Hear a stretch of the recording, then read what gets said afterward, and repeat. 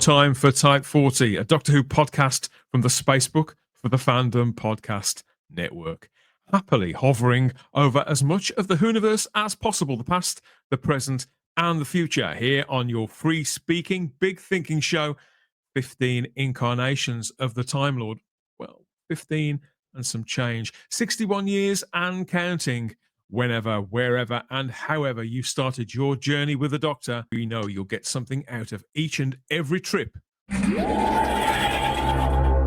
Good to be back. Hello. We established, didn't we, on the last podcast, how much of what would become the norm in the whole of the Whoniverse started to blossom exactly 20 years ago.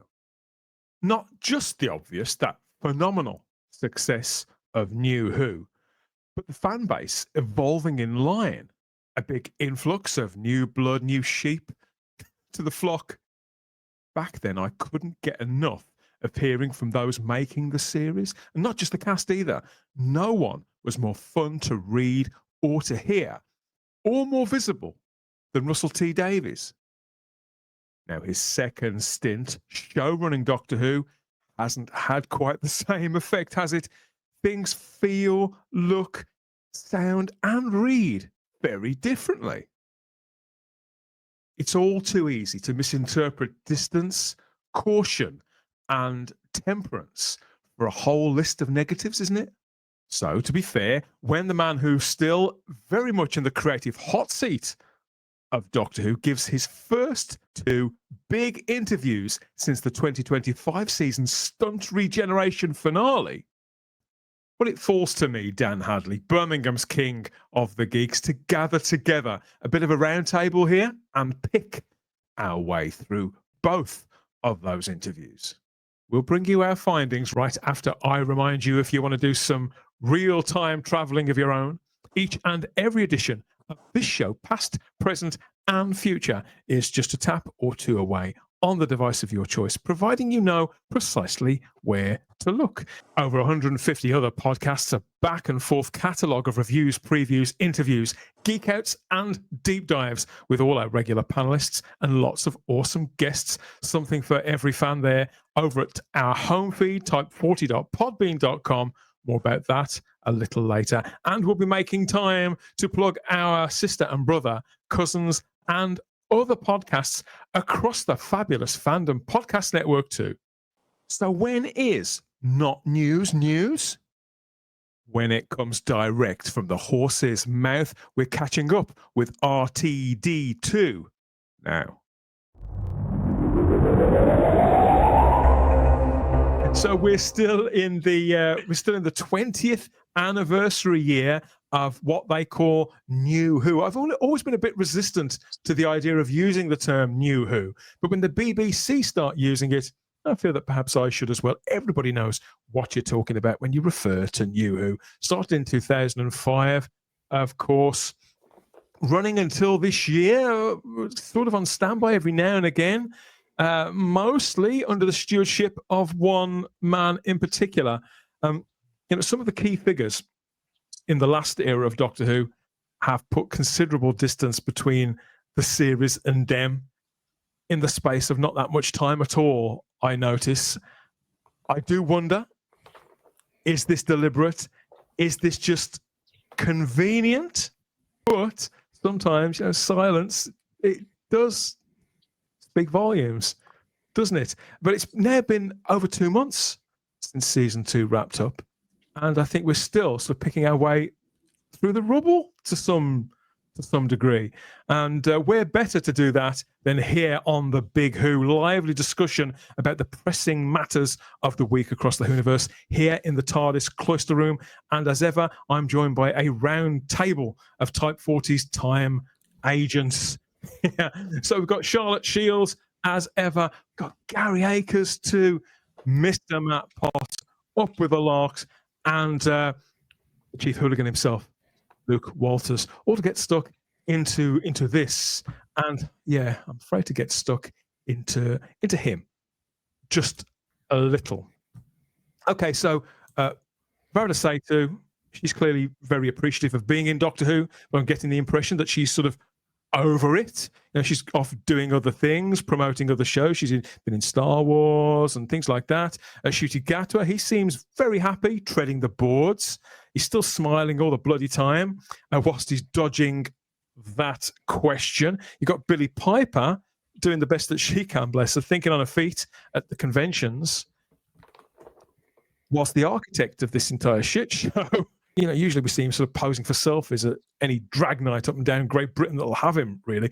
But not this week. He's been on stage himself, giving 2 interviews, quite bizarre interviews, in one to The Big Issue and one to the Pilot TV podcast. Why now? I'm not entirely sure, but he has at least started speaking. At least somebody's saying something. So first of all, he spoke with The Big Issue. They promoted this largely to tie into the upcoming drama Tiptoe from Russell T Davies, which is a return to the gay drama that made his name.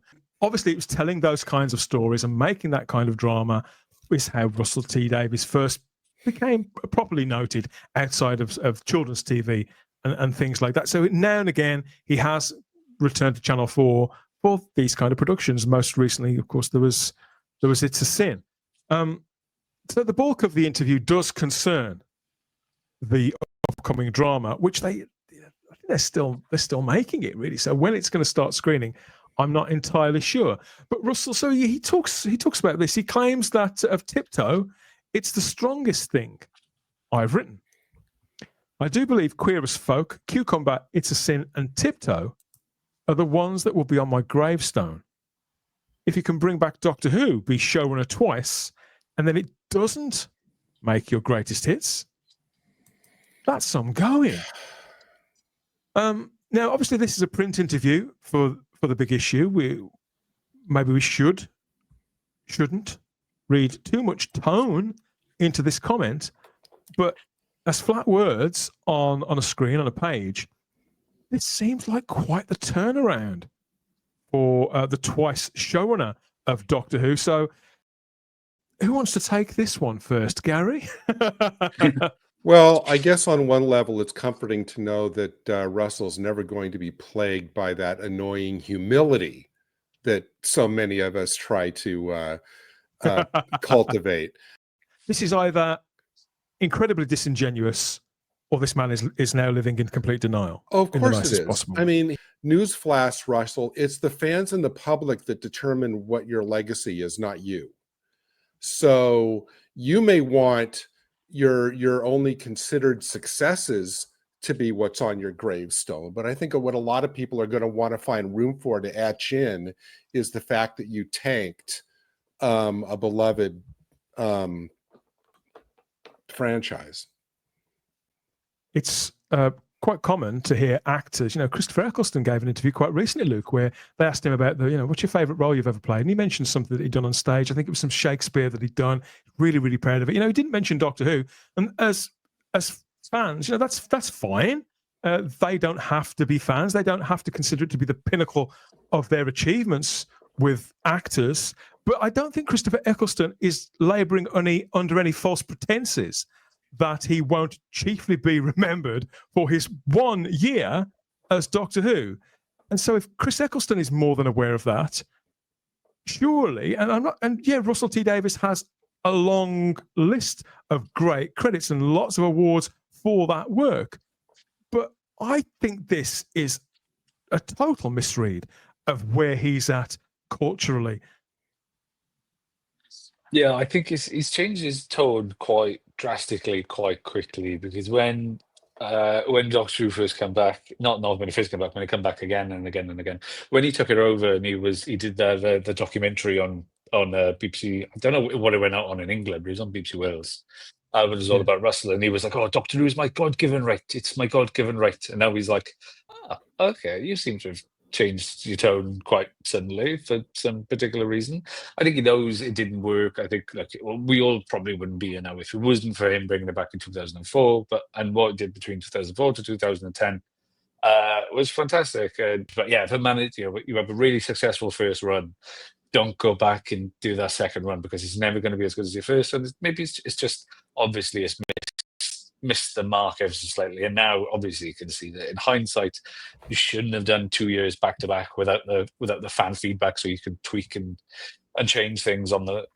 Yeah, I think that he wrote himself into a corner, and I think he's finally now starting to see it. But yeah, he's been a lot more vocal with it recently. But the way he talks as well, it would be quite easy to take this as him being quite jovial in how he says it, because he does talk in a very wishy-washy, laughy, jovial sense. He's never like deadly serious by the way he says it. So I can imagine him saying the last bit about Doctor Who, saying it quite flippantly and being like, "Oh well, to be a showrunner twice, that doesn't mean it's great taste." He's like, "Oh, that's some going in it." Like, "Oh Because my god, like, really? That's the thing with Russell T Davies. You can tell he's got a huge ego, but he is quite warm for the most part and very witty. And unless he sort of sniffs that you might sort of have a different political viewpoint to him, and then I think he seems to turn really quite quickly. But generally speaking, this isn't a man who comes across as an ogre of any kind. He's always been proud of his work, and I'm not saying that he shouldn't be proud of these achievements, but this does seem like backtracking, a strange thing to say at any time, but the fact that he's saying it right now, when all eyes are the eyes that aren't on Billy Piper, basically, are on him, looking out for what he says, wherever he goes, and what they can get out of him. I mean, it doesn't even make your greatest hits. It's one thing to say it's not my proudest achievement, or it won't be the headline of the obituary in The Guardian. But to imagine that it wouldn't make your greatest hits is a massive, massive reach. I love Doctor Who, but I don't own it. It's not mine. So in the end, my heart will always be with the things I own. So, yeah, I mean, yeah, you don't own it, Russell. But for a long time, you've kind of behaved like you do. Yeah, that's what's... This whole interview he gave, there were so many comments when I read through it that I was like, Russell, do you have any idea how you're coming across? Because it's like he's probably now getting to that age. We've spoken about this. He's now in his 60s, isn't he, Russell? That he probably is getting a bit more reflective about his career and what he's made, and sort of thinking back. That's what a lot of these big producers do near sort of the end point-ish of their career. But you don't directly compare your work and then sort of say, well, this is my strongest material and this isn't even going to make my greatest hits. It's the comparison which I find really odd here, because, like you said, even if you try and take tone into account, surely you'd want to sort of big up everything you've done. Surely you'd want to sort of sing the credit of all your writing, not put one group on a pedestal and then sort of put Doctor Who down near the bottom. That's what it comes across as. But it's not mine comment. Russell, so in your head now, you're telling us, I don't own it, my heart's not fully in it, with that second quote. But it was okay for you to take Davros and completely change that character. And not just change the character, make a whole song and dance about how the previous version you couldn't do anymore and it wasn't right. And then also in Sutek, you could, it's all right, it's not yours, but you can change Sutek fundamentally. And in that same episode, basically have a pop about cultural appropriation, which that never was with Sutek's design. It was in the episode explained very clearly why he was Egyptian looking. It was in there. Anybody who's watched that episode can tell you. So I'm sorry. He's damaged. I think that what you're pointing to, Charlotte, is, and it ties into what Luke's just been saying. Yeah. He's damaged the show's intellectual properties and icons. I think some of that must be sinking in by now. But more to the point, he has damaged his own legacy, for want of a better word, to return to the show and F it up so royally. I can't imagine that Russell T Davies would have given this quote a year ago, or say 5 years ago, before he went back to Doctor Who. I don't think he would have ever have said anything like that. I don't think he'd have said this Christmas just gone? No, because like Luke sort of alluded to, and we all have in the past, he's always Mr. Positive, usually Russell. He's always loving everything, and it's brilliant, darling, and it's the best, and every actor's the star that you're gonna love. Like that's how Russell promotes. He always has, and like you said, for him to sort of have this, I think, quite negative tone in bits of this interview. I think what's happened here, I honestly think it's taken a while for him to realise, like you said, the damage he has done by this second sort of coming back to the show. And this is him putting distance. You think he soured it for himself? Is that what you... Yes, I think it's he loved it when he was the king. He loved it when he was getting the praise and the awards, and you brought back Doctor Who, you've rescued it, Russell. All of that acclaim he got in 2005, and now he's getting derided, not just by the fans. I noticed this, the critics, the online sort of newspapers really sort of tore apart some of those episodes that we've just had. Did. So I think he's no longer Mr. Popular. So now he's sulking and he's putting the distance, and he's sort of putting up all these excuses, and like Luke said, changing his tone very clearly. Of all of these comments, this one to me is the most insufferable to me, and it's the one that it's the one that like triggers. It's the one that triggers me because, as Charlotte just said, he's the one. How many times did he crow about nobody tells me no, and with the Davros thing? Well, this is who we are now in 2020. Whatever, we don't need the the Daleks being the whatever. And so, of course, he thought he owned the show. I mean, he must think we have memories of a goldfish to think that we're not going to remember all the times that he said, "Oh, nobody tells me no," and it's I used to hang on every word that Russell gave promoting this show, Gary, because whilst I wouldn't describe him, he's not a Biddy Baxter type. I don't think he was necessarily a visionary, but he was very clever with the source material, very sensitive with it, and had that superb ear, certainly for the British public and for voices. He was so attuned, and lately he's come across as a prick, for want of he has. I mean, look, he thought he owned the show. That's clear. Nobody is going to think, well, no, he was welcoming of other ideas and rewrites and all this. He thought he owned the show. He reveled in the fact that he was free to do whatever he wanted, and now, as Charlotte said, he's clearly, in my mind, trying to distance himself from his own train wreck.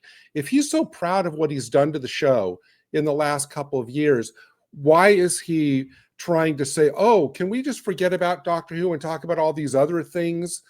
Instead, all of this is just damage control for his own career. Good luck with that. I get the impression, I've tried to be sympathetic because I get the impression that the guy's having a hard time, and I don't like to see people having a hard. I feel bad for him. but you can see him on the premiere night. He was visibly quite shaken later that night, to the point where it was slightly uncomfortable to see him like that. And in all fairness, I don't want to see anybody distressed, but when they give interviews like this. When they give interviews like this a couple of months later, Matt, I think the milk of human kindness does begin to sort of dry up. It can't be pleasant for him being put on the spot and kind of asked these questions. But then again, it comes with the territory. He's paid very, very well. Doctor Who is a show of enormous significance. So of course, people are going to allude to the elephant in the room. This is also from the big issue. And the elephant in the room, Doctor Who and its uncertain future. So they acknowledge there at the big issue, that it's uncertain, the inevitable question, what's occurring. And Davies, it says he laughs and offers the one word to behave. So BTFO. He's just not having any of it. He probably expected that question. And they probably knew exactly what he was going to say. But the question is not going to stop, is it? Absolutely. Sadly, I think that's how it is. I mean, you can't put this turd with a face on screen and expect us to forget that happened, just the same as the Davros thing, which it may have been just a Children in Need skit, but Doctor Who fans, had you not figured out, Russell, we've got long memories. You have too. So this stuff, it's not going to fly, is it? And sadly, it has soured 20 years worth of memories in that triumphant production from 2004, screened in 2005. How can it not? I'm finding this all fascinating to see information. Is it information? Drip out. Russell T Davies, as I describe him, as Doctor Who's greatest historical ringmaster, and overseas, I get the impression that in other countries, Gary, he is predominantly, only really known for Doctor Who. Yes. That's true, is it? All those other shows that he named, like Cucumber and all this kind of stuff, they don't, I mean, yeah, you may be able to find them streaming somewhere, or you get them on the iPlayer, but there's no conversation about those shows over here, or I can't remember anywhere where, those shows got a lot of traction. If he thinks that that those niche shows, which they are, I mean, they're designed to appeal to a certain area of interest and a certain audience. If he thinks that those shows are going to dwarf Doctor Who in the public consciousness, he's nuts. I mean, and it's got to be eating him up that for these last for the Shooty era, it's got to be eating him up that the public totally rejected, his messaging, his trying to turn the show, into a way to push his, agenda, to young viewers. He's probably really embarrassed that his Billy Piper marketing stunt backfired so spectacularly, and like I said, now it's just he's trying to save himself. He thinks he's clever, and that's the problem. He's never really been clever, and there were all these other people propping him up, especially with Doctor Who, and now we've seen the curtain lifted. Really, you can read it another way entirely, which I kind of get it coming from that background. When actors and myself, I worked on stuff and established IP and stuff, and I've made other stuff which is my own original ideas, and people, all they want to do is talk to you about this one thing, and you're like, cool, yeah, that's really cool, but look at this other stuff that means a lot more to me because these are my original ideas. Doctor Who will always be someone else's. It will always be someone else's. It'll always be the fans. It's always been there. It'll be there and gone. But his stories and his stuff, his real work and what he's passionate about is Cucumber and Years, and it's a sin, and that's him.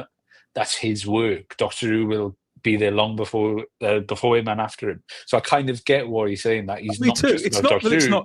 It's not that it's not true. It's just the way that it's phrased, the way that it's arranged.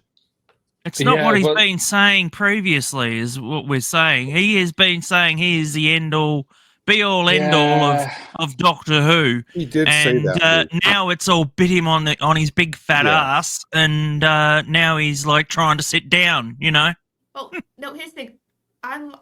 When he's talking about the creative side of it and him creating things, I'm with Luke there. That makes 100% sense to me. Because if you come on to something and it's had people before you and they've established it before you, then it's not going to have that same sort of personal touch that if you by yourself create characters, you write a series, you sort of, it's like Russell has spoken about when he was trying to do like Queer and those shows, and you had to really fight to get those shows on the air. Yeah. So that side of it, I completely understand. But the problem is, you can't then... The problem is, I get the creative side of it, but he's had such an ego about him. He's been so dismissive of the fans at times recently. And he's had the thought of, I can make things better. That's the vibe he's been putting across. Like, he's improving what's gone before. That's how he's almost been presenting this some air of of these choices. superiority. This air of superiority is what's become unedifying. if he didn't have all of that, I think these quotes would have been received very differently. If he would have had different sort of ways with the fans and how this run has gone, I think he would have had a lot more sympathy.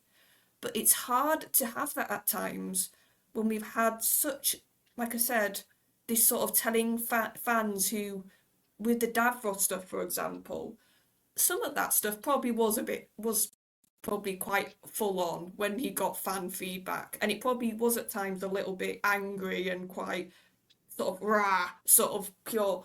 But I saw people do very civilized, very reasoned, like responses to him online, and he was very dismissive of them. You know what, Charlotte? Even all that creative stuff aside, all the things that he's changed, all the things that he's experimented with, tore up, reinvented, and loused up, I can even forgive a great deal of that. It's how he spent much of the last 2 years telling a large percentage of us that we're a bunch of wankers. That's how it's come across. And so it's not for you anymore. Yeah. And so I'm trying to read this reasonably, and I think there is a lot of truth in what he's saying. Of course there is. It's just why now? Why this big change of tune? Why now? He followed that big issue piece up with a return to the Pilot TV podcast. He's got a strong connection with this podcast. He's been on it multiple occasions, and this one was to mark their 350th episode. It's part of the Bauer Media's Empire group. So this don't be under any misunderstandings about this. This is mainstream media. This isn't like a podcast. This is a big media group that own this. So it's from the makers of Empire magazine, and it describes itself as your essential guide to every TV show that matters, providing a weekly rundown of all new must-see TV shows dropping across streaming, terrestrial, satellite, cable, and beyond. So there's quite a budget. There's quite a budget to this. They marked their 350th episode, which turned out to be the 349th, whatever. With this live show, the three hosts were joined by Russell T Davies for a while there to chat through some of the issues of the day, various picks of other shows, and of course they drilled him with a small d about Doctor Who and science fiction, and they took questions from the audience as well. It was a long podcast, like 2.5 hours. Very entertaining as well, really well made, this show. I've heard it several times over the years, but they do a lot of spoilers. And you know me, Gary, I sort of watch things at a snail's pace. So I'd be constantly turning the volume down every 10 minutes because they're spoiling something that I might want to watch at a later date. So has anybody heard this? Anybody listened to the Pilot TV podcast? No. I mean, I know of Empire magazine, obviously, but I've never listened to. I mean, do they have special guests on every show? They do. Yeah, they've got a good relationship with a lot of movie stars, producers, writers, those directors, those kind of people, Matt. You'll find people like James Mangold. I've noticed lately he has been doing a lot of podcasts. I watched that insufferable one where he did with the Little Britain blokes, and oh my God, if there was an ass-kissing roundtable, that would be like top of the hits. Well, it makes sense that he goes to the safe audiences. The one thing about this, and I would have loved to have been in the audience and ask a question. Boy, would I have loved that. Tell me if I'm wrong. No, I can't remember offhand anything that he's said in the last couple of years that would lead me to believe that he considers himself just a temporary caretaker of the franchise. You know, that when it comes time for him to go, whenever that is, that he'll be able, to put all his toys back in the box and hand it off, to the next person, and everything will be fine. Change. Nothing That's the change, Gary. He's gone from talking about long-term commitments to actually speaking in a quite short-term way, and about batons being handed over and things like that. Well, Quite unsurprisingly, the Pilot TV hosts, they asked him about Doctor Who, and they asked him if what's the news? Same question as the big issue. What's happening? And he says, I didn't come on this podcast to announce any news. Now he does say this. You can hear this with your own ears. It's not like the big issue one. You can actually hear him. He's laughing and joking with them while he's doing this, because you can see he's been on there lots of times. There's a good banter, a good relationship there. I didn't come on this podcast to announce any news. There's nothing to report. Nothing's happening. You'll know when you know. When we know, I don't know.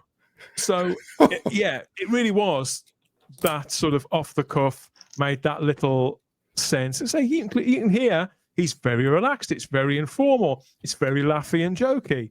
But there's a lot of people who invested in this show, and you can tell. I'm not quite sure because I don't listen to this show. I don't know who are the Doctor Who fans on the panel, but there's almost certainly some there.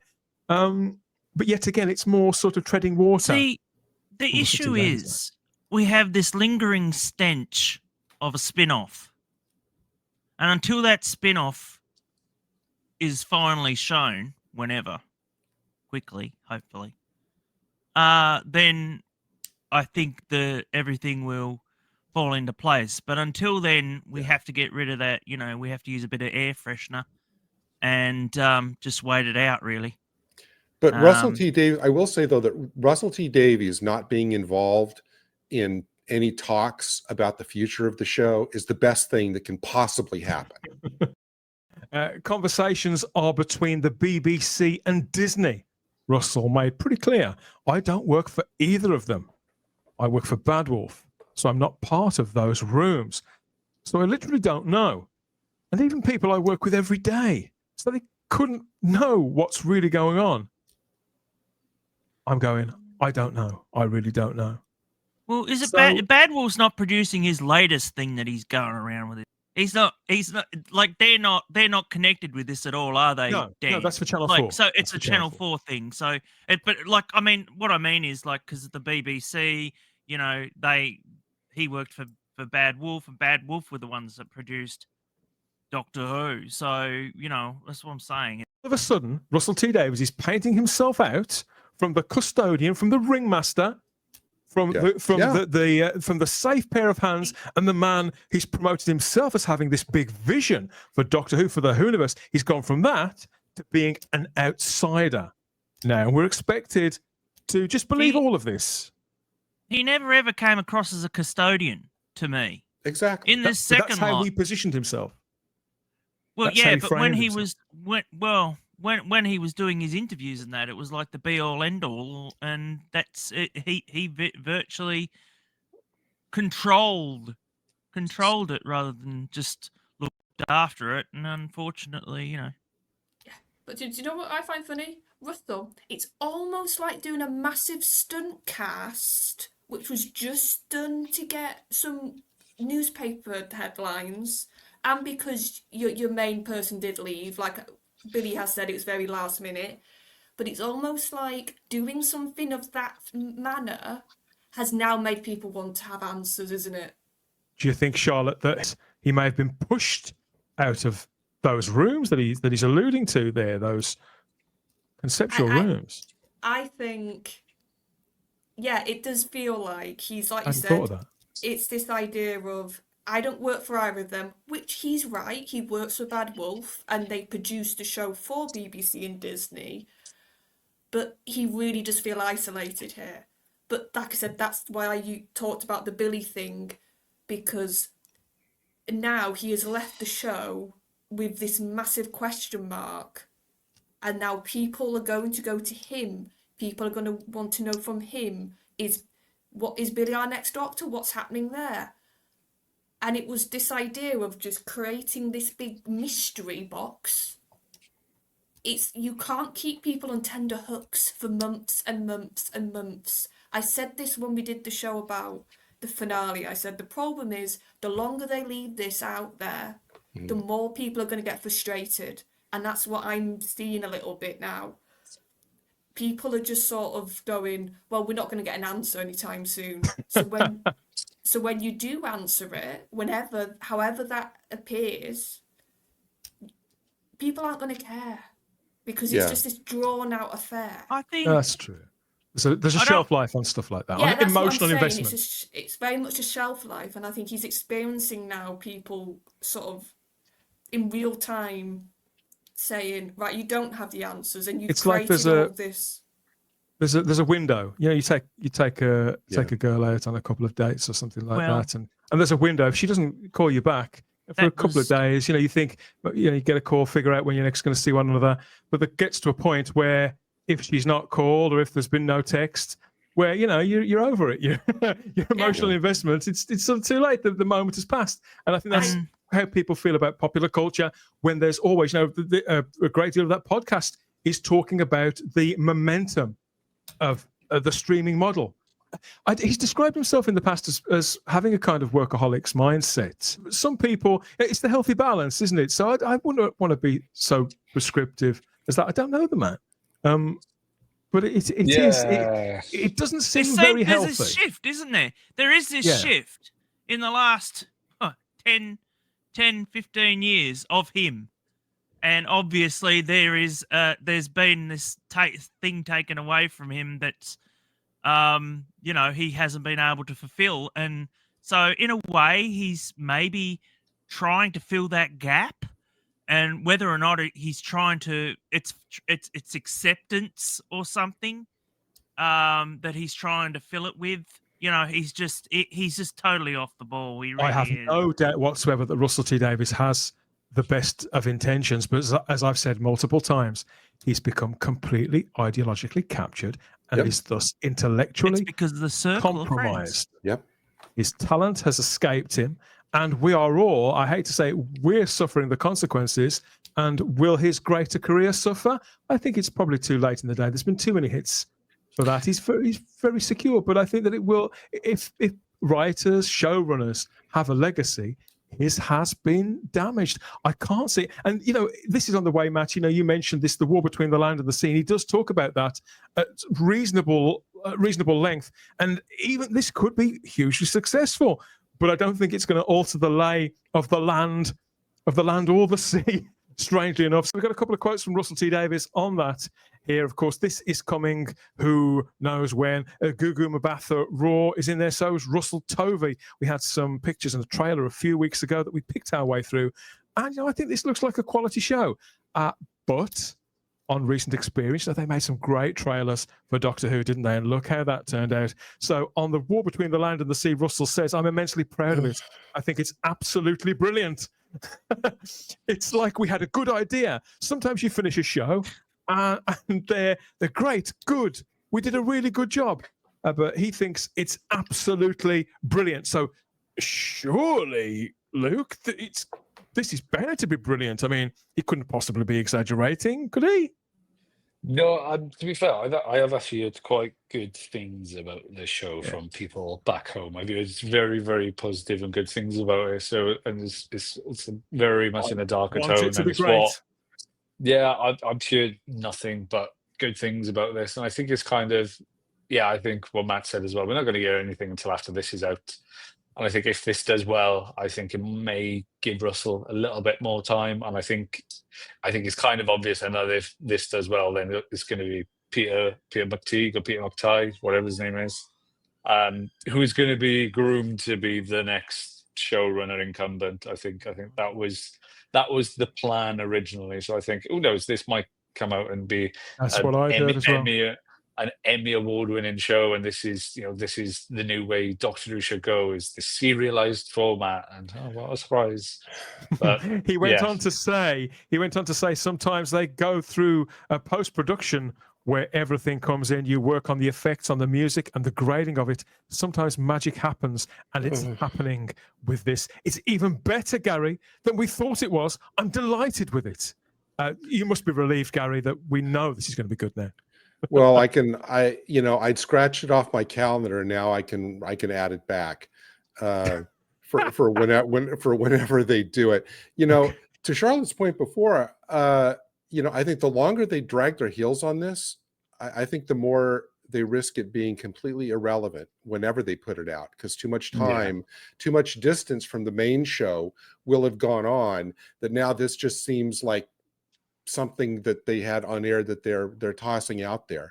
I would have loved in that forum of that podcast to ask him and get it on record. Do you think that the show, now that you've left the show in better shape than it was when you came back 3 years ago? I would love to get his answer to that on record, just to see what he'd say. Because here's the thing, right? He has to be the one to resolve that Billy thing now. It cannot be left for somebody else. If there's a somebody else on the horizon at some point to have to explain that. That is not fair on any showrunner coming in. If we get a new showrunner in how many years' time. You created that mess, Russell. You fix it. To be fair, Chibnall did the same with that horrible Joe Martin thing. So, you know, it's there's this thing where they're going, oh, it needs to bring back the mystery, all this stuff. It's they don't think things through. Difference is that Chibnall didn't leave that out of the box. Russell has. This is like a big jack in the box that's bobbling up but I think, in front of our faces. Okay. Well, I think in a way that was his grenade as well. It was like, let's just throw this in and see what happens. You know, whether or not it explodes with confetti or whether or not it explodes with a bomb. You know. Yeah, but everybody was hoping that Russell could have easily fixed that, whether it's retconning, explaining it away, like, oh, the master lied or whatever. And everybody was hoping that the first thing that he would do is fix that colossal, you know, as you said, that colossal cannon grenade. And I think that a lot of people, me included, resented it when he not only didn't fix it, but he doubled down on it and said, oh, there's no way, you know, and endorsed it more. I think that he didn't do himself any favors by doing that. Do you get the impression, you know, again, stepping back from the creative stuff, do you get the impression, or are your instincts telling you that he's hoping that the war between the land and the sea could take a bit of the heat off these questions that aren't going to go anywhere anytime soon? Because I can't see us getting an answer, a public answer. I'm convinced they already know. Myself, I think that he's lying. If you want my honest answer, I think it's all bullshit. Most of it's bullshit. I think he knows, and but I don't think we'll know anything about it until the new year. Do you think he's hoping that the war between the land and the sea could take some of the heat off? And he probably, I mean, obviously they hope people are going to like it, regardless. People don't set out to make bad television. They hope that viewers enjoy it for the most part. But you see what I'm saying? If this is the new shiny thing, and look over there, don't look over here, look over there, it could help him out of a hole he sort of dug for himself in the short term.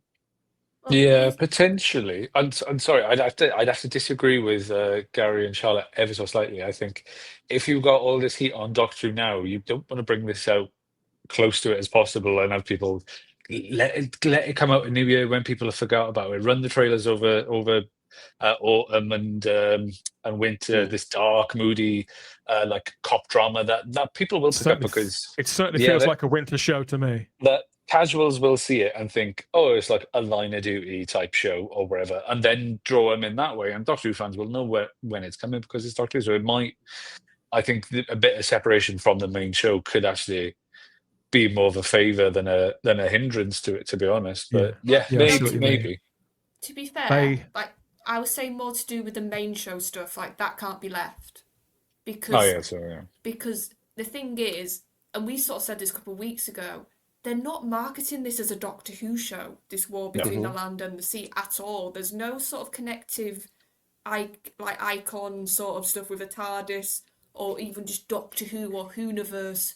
There's none of that labelling here. So I do think, Luke, I agree with you. I think they're trying to see this show catches like the general audience a bit more, or the casuals, or like you said, people that like that sort of late night drama sort of show, and maybe they can then get some more people back on the main brand. I think is probably the strategy here, if this goes well. I'm just going to say, I did look in the last couple of days at the digital versions of like the new Radio Times and the new versions of a couple of the other British TV guides, magazines that come out. And it seems like this week they're doing all their fall previews about what's coming out on all the channels and stuff. And this wasn't mentioned anywhere. I don't know if you can take anything from that, but maybe that does mean that it's not going to be part of the fall lineup, that, as we said, they're going to leave it to winter. I think this is the one thing, Gary, he's being completely and utterly truthful about. They asked him about the war between the land and the sea and when we could expect to see it. And he said, if only I knew that. No one will decide that.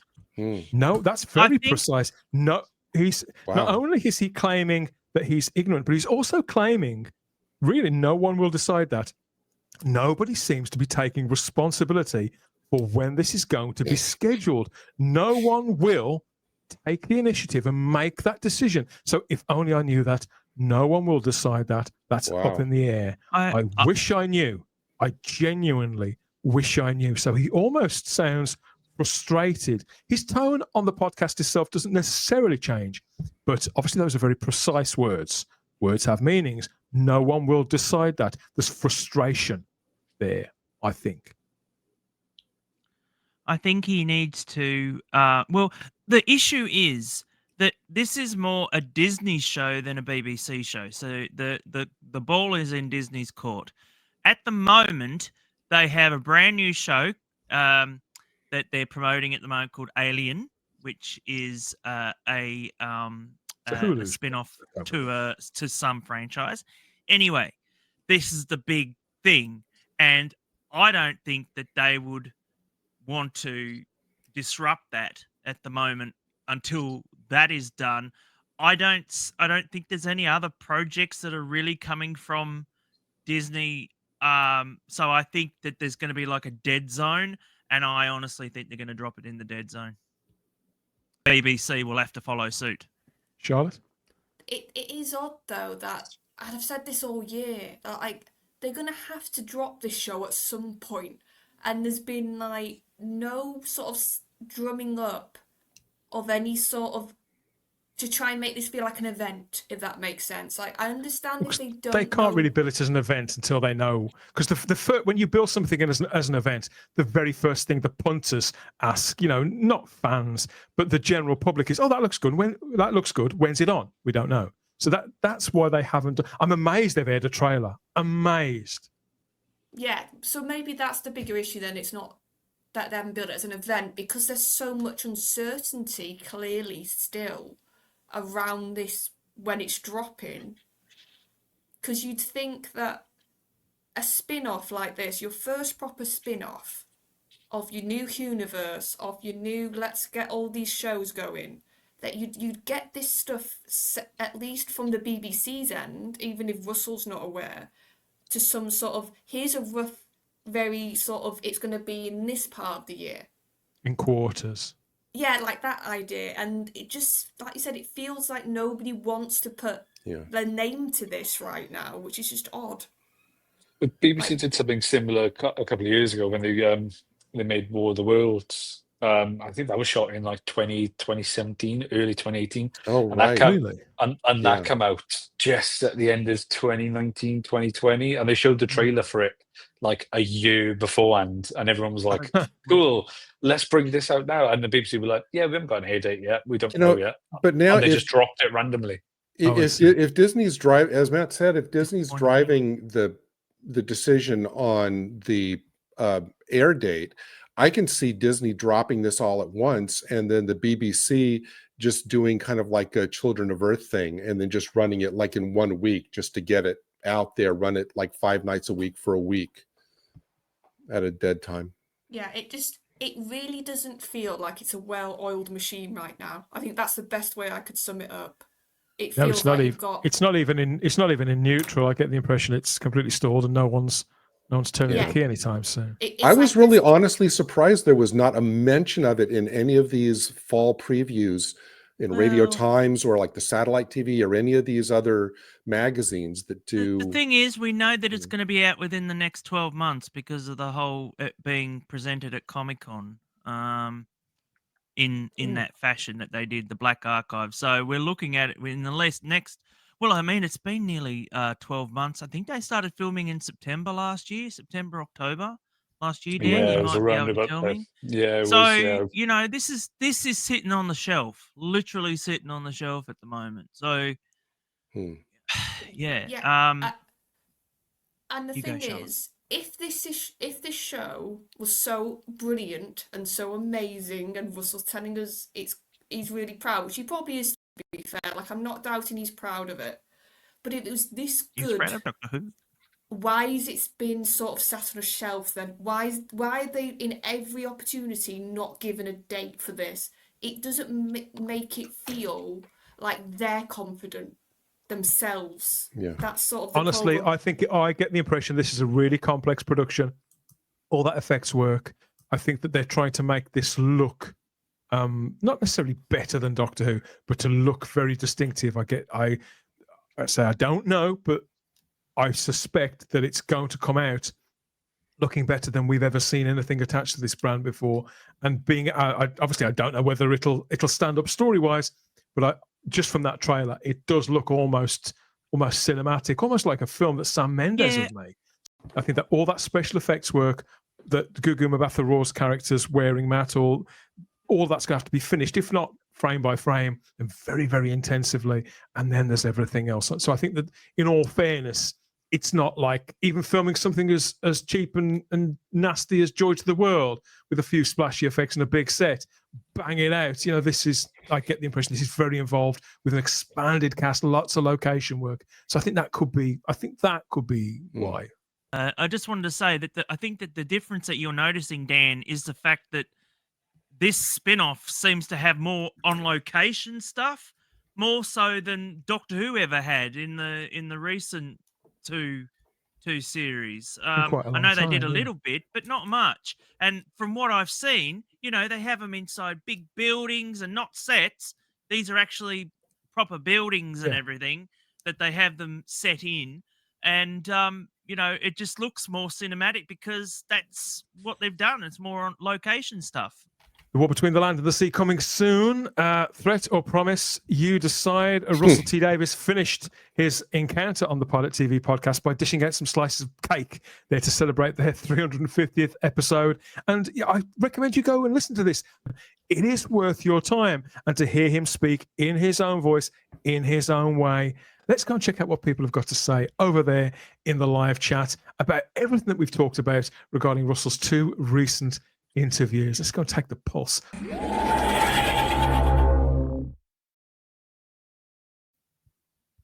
Okay, thank you everybody for your company and your patience. Let's see what they've got to say about all of this. We've got Chris from Black Glove Studio join us in the live chat. Lots more people too, including Vanessa Law and Sentai Ranger Donny. Lots more familiar names and faces and icons.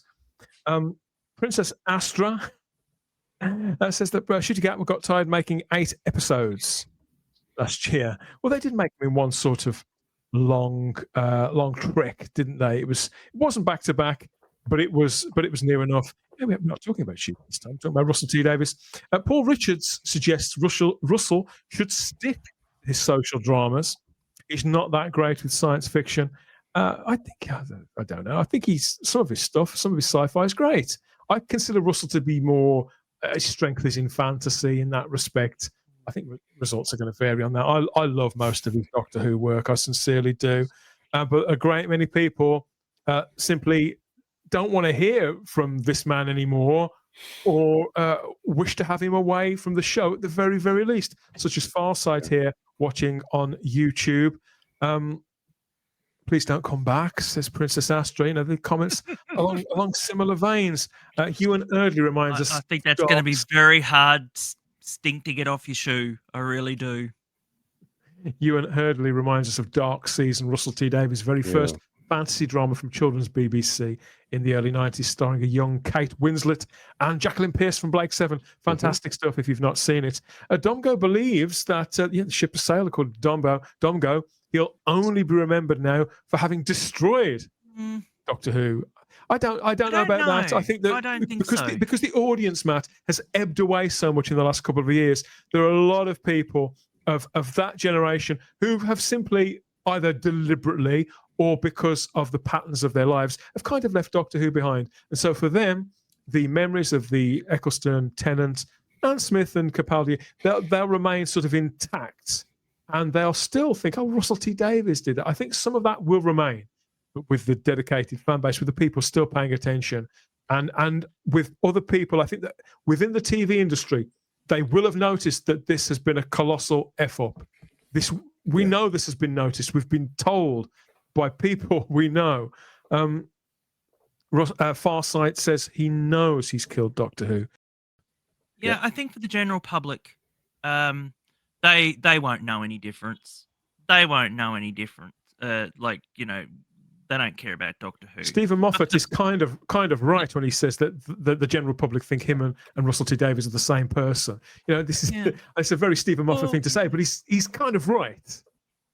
I think the fans, Doctor Who fans, will remember. They remember very, very well lots of things, and it's funny how, you know, the JNT era was very unpopular for a time, and then there was the Chibnall era, which was extremely unpopular, and then it got they overshadowed each other. So suddenly, you know, the Russell T Davies is now the worst era. So, you know, there's people are going to be picking and choosing at the moment for their good eras, and it's only going to be the fans. But we will remember Russell T Davies for damaging the show as a fan, a long time fan. Damaging example, the Matt, longevity of it. I mean, it's the fool me once, fool me twice thing. I can forgive him. In all fairness, I can forgive him the Sutex stuff, but I can't forgive Omega. That is the same thing. Well, 2 years running. I can't forgive him for shooting Atwa. Make the same mistake 2 years running, and that's not going to sit well with me. Paul Richards says Russell said he was burnt out and wouldn't come back to Doctor Who. I think he should have stayed clear. That was a long time ago, but yeah, it was an opportunity though, and I think probably he had a gap in his work schedule as well. And I think, you know, like I said, I think that there was for him, there were new stories to be told through his experiences.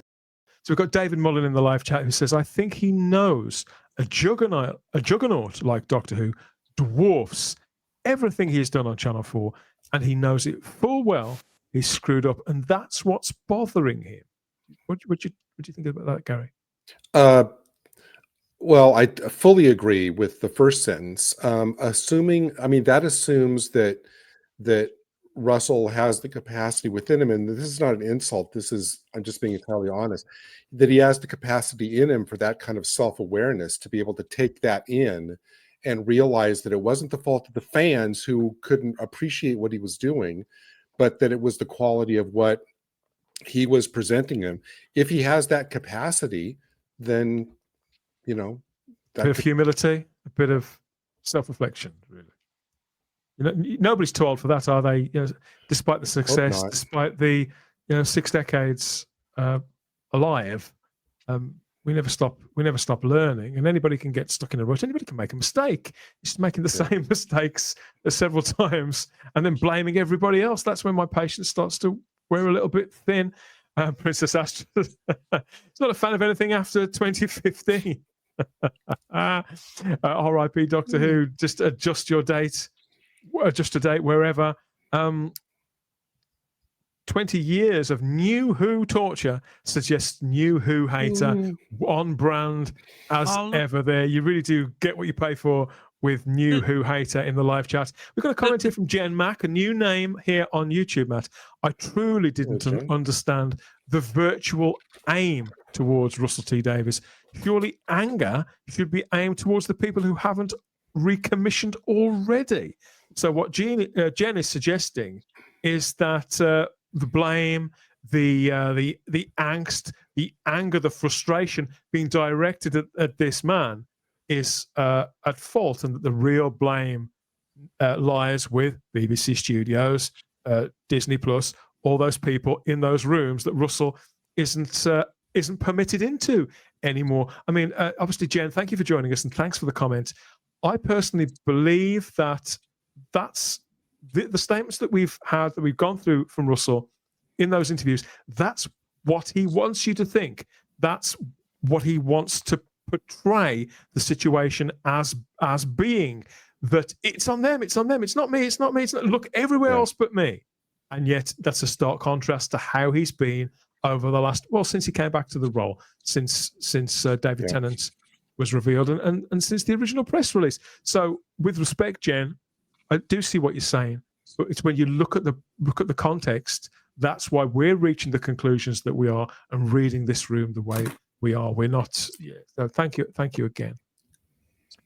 Zero Room suggests he's too egotistical to have listened to the fans' criticisms and tweaked the show. Well, there wasn't. They banked up 2 series worth, so that's a kind of it's a moot point. Who knows where we'll be if there's a 3rd season with Russell in the showrunner's chair and lead writer's chair? Then I think we'll know pretty quick, won't we, Luke? Whether he has learnt from mistakes, listened to the fan base or not, listened to the general public or not, and clocked those metrics. Because despite the fact that ratings aren't everything, it's very clear that they're only going in one direction. Something needs to be done.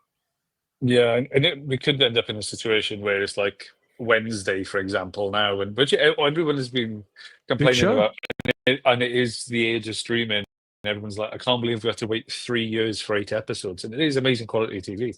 It could go this route now, or the way that they banked 2 seasons together. If they just would have did that first season and then got recommissioned, how long before Shooty could have gone off and done a film, someone could have done this, and it could have been like another 3 years before we had the series between it. And it might end up going this way now with this season.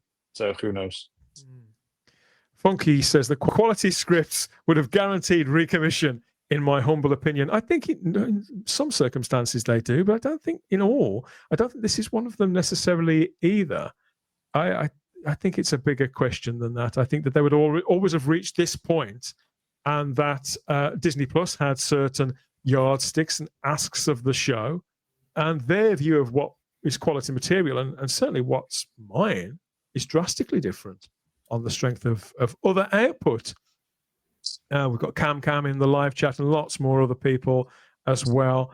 Let's have some comments from people we haven't heard from. His choice of co-writers was moronic, suggests Dalek. Well, they were all brand new, spanking, not even television veterans at all. None of them. See, a lot of these problems, when we step back, these are rocks that we've looked under several times. These are questions that we've asked and conclusions that we've reached. So our answers to a lot of those queries and questions haven't necessarily changed. But I do feel that we've all been largely vindicated, Gary, by our leanings, our readings of the situation on a week-to-week basis, because it's intense for us, and we're only commentating on it. I would imagine it's very intense for the people who make it.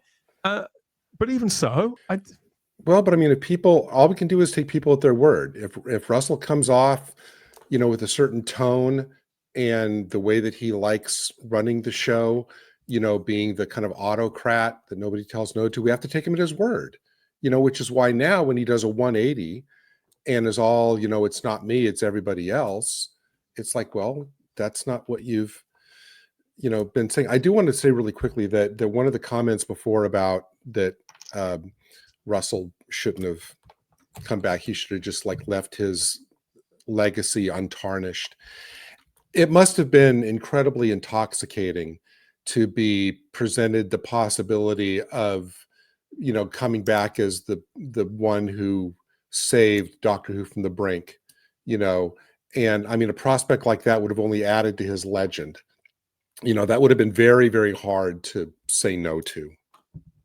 And the establishment of a project as ambitious as the Whoniverse, and I think that this was quite ambitious in getting all of the classic show up on iPlayer. That's something that Russell T Davies did.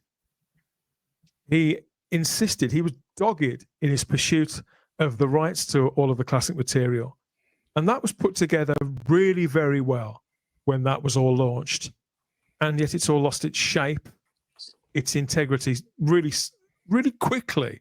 And I noticed that the Whoniverse stinger got shorter and shorter. And just as Charlotte said, the Whoniverse brand is nowhere near the upcoming spin-off show. It's not a good sign. The thing is, it lost its shine a very long time ago, and no matter how much polishing Russell can do, it's actually going to make it worse. Or anyone at this time. It's just one of those things where, like I said, we've got this spin-off to really just to get thrown out there, and I'm not looking forward to it. I don't know about you guys, but I just want to break from New Who. My feeling remains the same as when we last talked about it. So without going over old ground, in that if I was to see that trailer that we watched a few weeks ago for The War Between the Land and the Sea, for a brand new sci-fi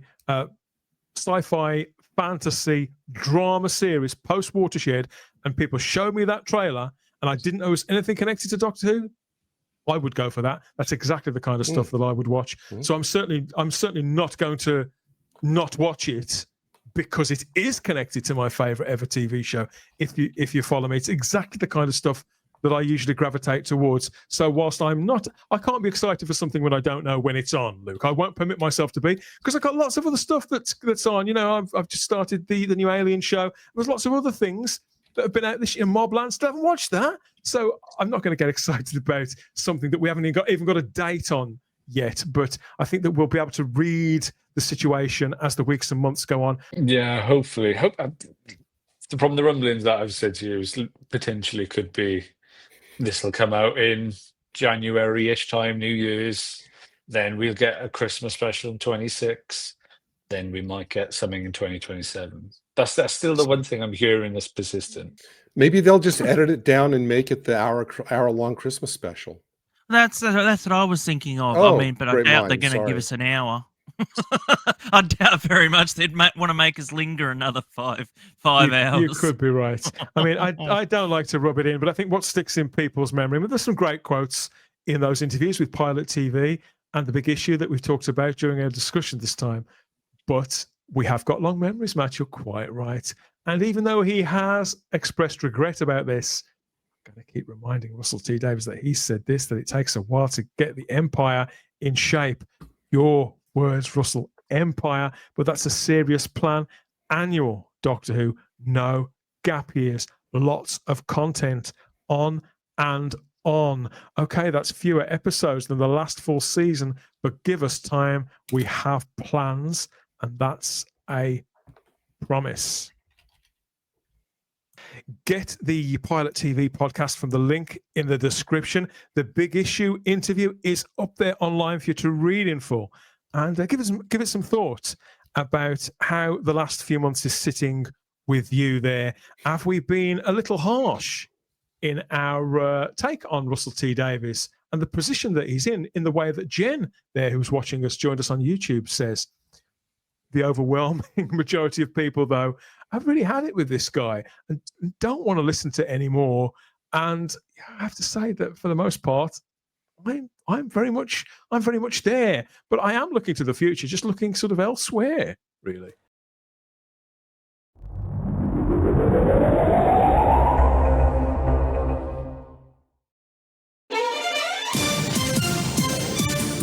Thank you for listening. We hope you're enjoying this podcast. Here are the other great shows on the Fandom Podcast Network. Culture Clash, where we discuss the latest in entertainment and pop culture. Blooded Kings, our show covering the entire Highlander universe. Couch Potato Theater, we celebrate our favorite movies. And Time Warp, our Fandom Flashback show discussing a year in movies and our favorite retro movie, TV, and pop culture topics. Good Evening, discussing all things Alfred Hitchcock. Hair Metal Podcast, we cover the rock metal music of the 80s and early 90s. Type 40, a Doctor Who podcast, discussing the time-traveling Doctor Who universe. Lethal Mullet, an action film podcast covering the 80s, 90s, and beyond. Also, check out the Lethal Mullet Network for more great podcasts. What a Piece of Junk, our Star Wars podcast. Making Treks, a Star Trek podcast with a deep dive into the final frontier. The Fandom Show, our Fandom Podcast Network live YouTube show discussing the hottest topics in fandom. The True Believers MCU podcast, discussing the Marvel Cinematic and Television Universe. Union Federation, our Star Trek and the Orville show. And we're proud to welcome the BQN Network to the Fandom Podcast Network. Please visit our friends on the BQN Network, a Star Trek Universe podcast that also includes your favorite topics, movies, history, superheroes, and more. You can find the Fandom Podcast Network on YouTube. The Fandom Podcast Network is also on all major podcast platforms. The Fandom Podcast Network audio master feed is on Podbean at fpnet.podbean.com.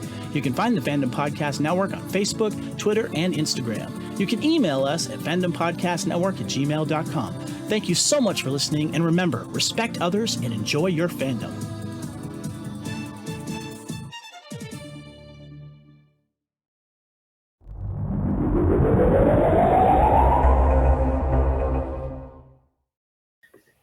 And you can treat yourself or treat your other selves to a little something from a selection of merchandise over at the Fandom Podcast Network's TeePublic store. There's a link to all of that in the show notes. It all goes right back into supporting the network in its continuing mission to keep you topped up with the very best in geeky pop culture coverage, so everybody wins. Yeah, and that is the old girl starting up and calling time. More coming your way soon enough. Look out for that wherever you found this. It could have been at the dedicated home feed for Type 40. That's at type40.podbean.com. Maybe we rolled up on the podcatcher of your choice. Apple Podcasts, Amazon Music, Spotify, iHeartRadio, Google Play, all those places. We're in front of your eyes too on YouTube, the world's largest streaming platform, on the Type 40 channel with extended video editions of every show. We're still on the fabulous Fandom Podcast Network's master feed, loaded up with all those treats for your ears. Never mind on the weekly, it's coming at you on the daily. Please consider a trip sideways in time for more quality shows from the FPN. Maybe you'd like to have your say on all of this and that. The good news is you can do if you reach out to us through our social media, Instagram and X at Type40Doctor Who, or email us type40doctorwho@outlook.com. There's the Type 40 Facebook group too. Join the discussion, those never-ending debates on the virtues or not of the new series and the classic series, as well as all new Doctor Who. Charlotte, as always, thank you for a roaring conversation. And your input. Yeah, it's lovely to talk with everybody. So I will see you all next week. To stay tuned to Type 40, where we always have the time. If you have the space, we'll see you next time. Bye-bye.